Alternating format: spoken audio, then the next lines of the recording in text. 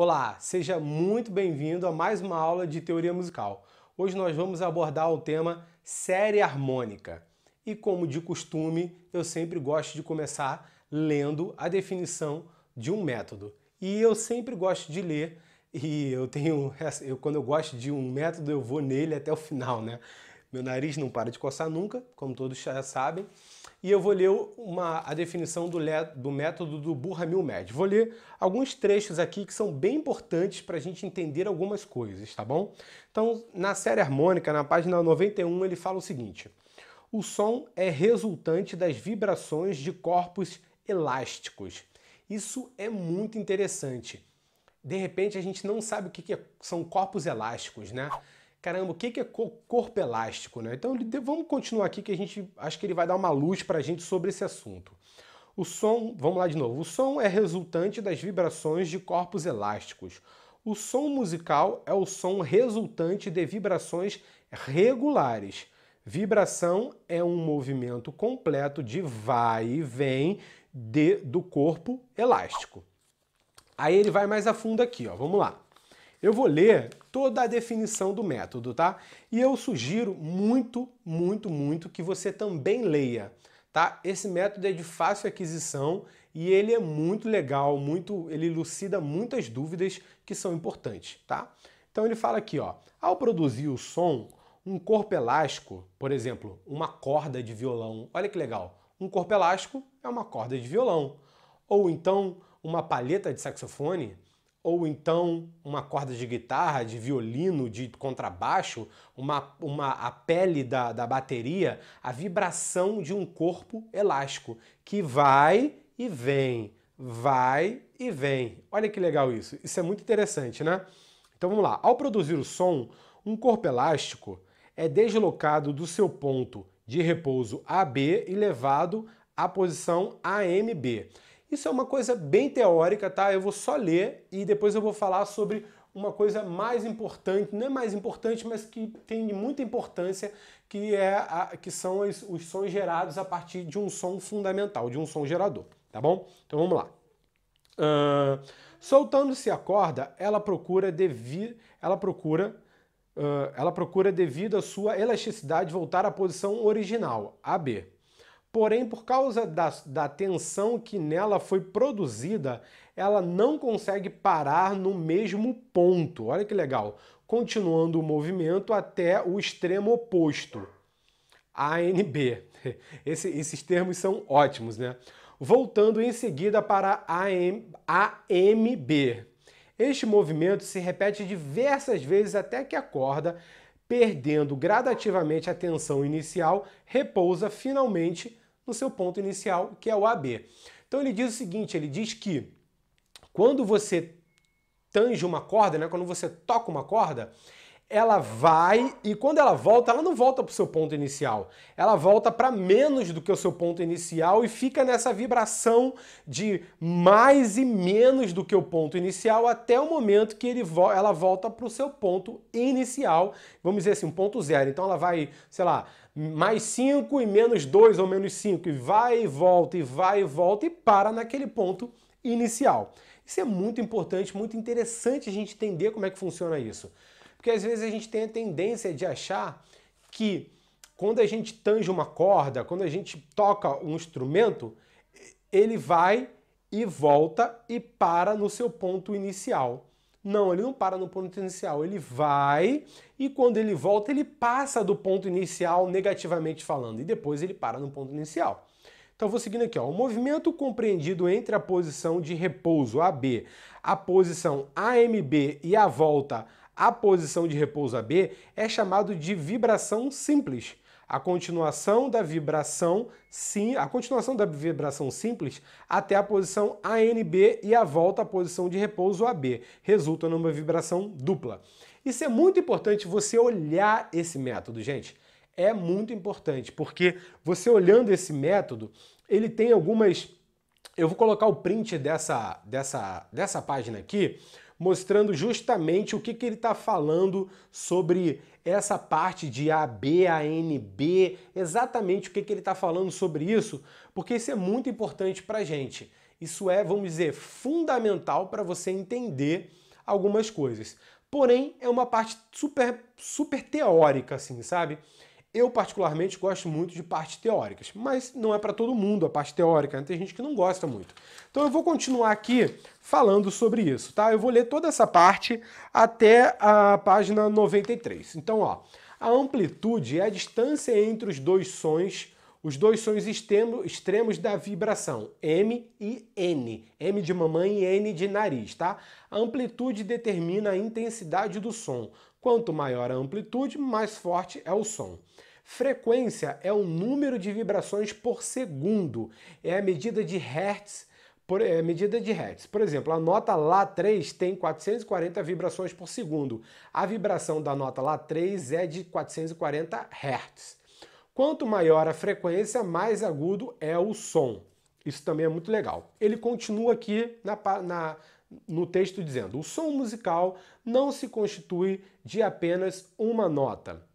Juntamente com o som principal, soam segundos sons secundários. O som principal é esse e os sons secundários que soam são esses, né? E por aí, na verdade, são esses e por aí em diante.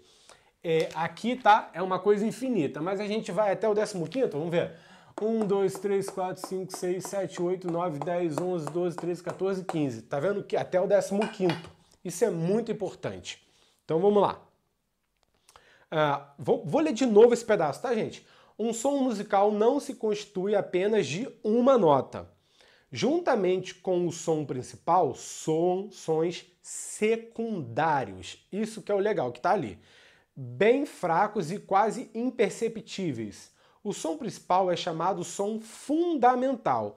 E os sons que o acompanham são os sons harmônicos, ou concomitantes ou complementares. Uma corda, ao vibrar em toda a sua extensão, produz uma determinada nota. Enquanto a corda vibra por inteiro, simultaneamente, ela vibra também, dividindo-se em duas metades, produzindo um som uma oitava acima e da nota original. Que é isso daqui, né?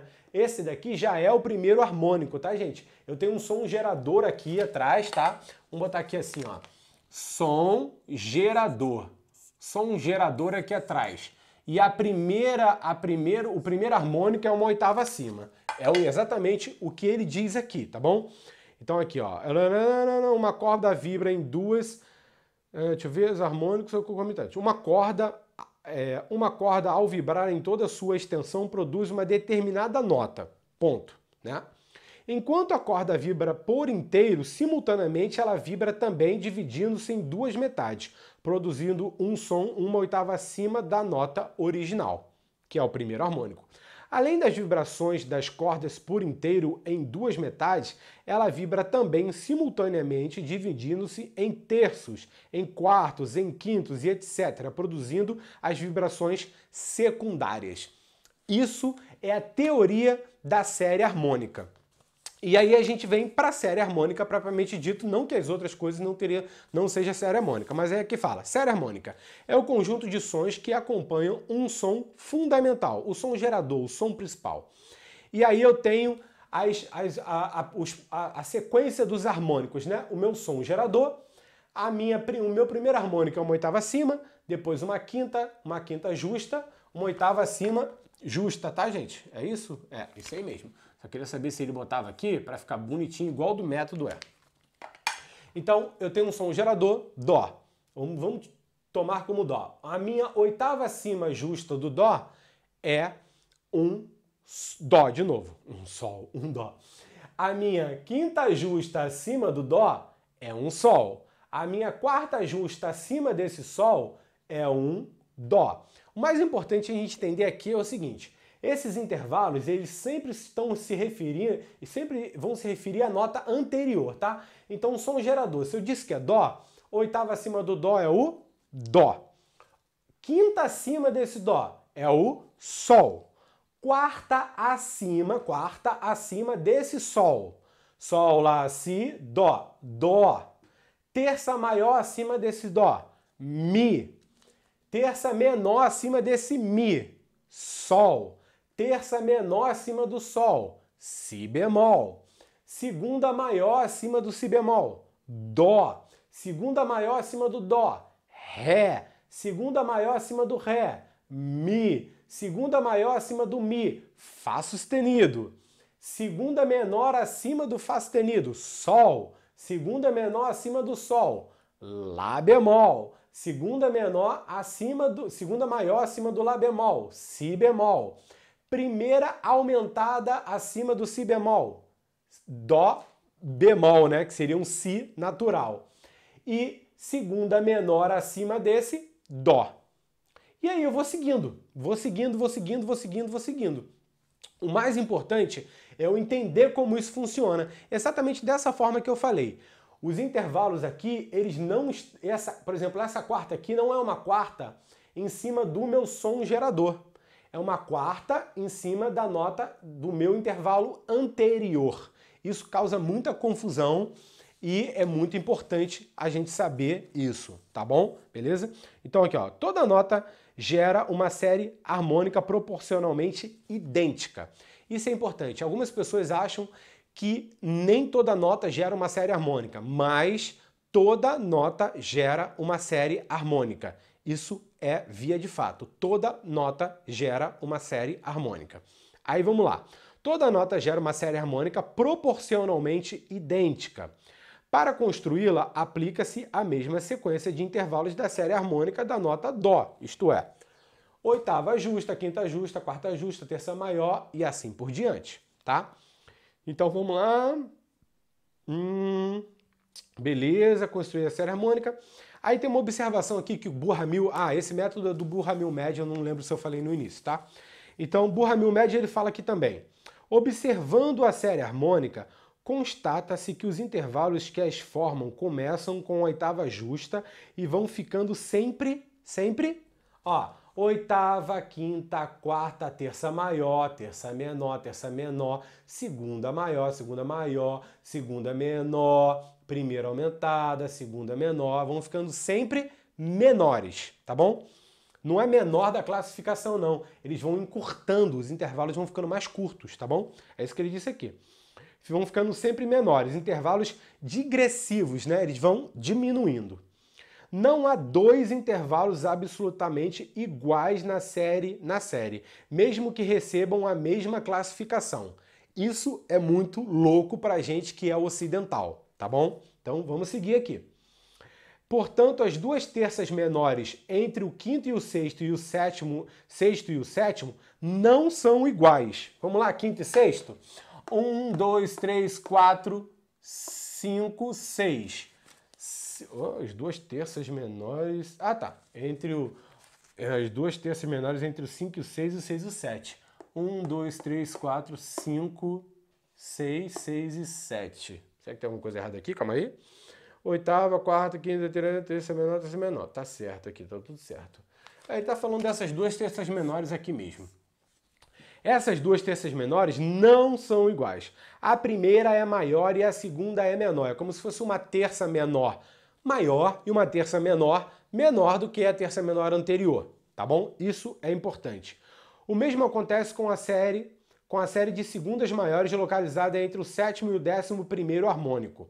A primeira, a segunda maior é maior, a segunda é um pouco menor e assim por diante. Isso, gente, porque os harmônicos, eles não são fielmente afinados, sabe? Quando você toca o harmônico, a graça do harmônico, vamos dizer assim, a graça do harmônico é você estar ali entre uma nota e outra, você quase chega nela e aí você trabalha com falando de instrumento de sopro, né?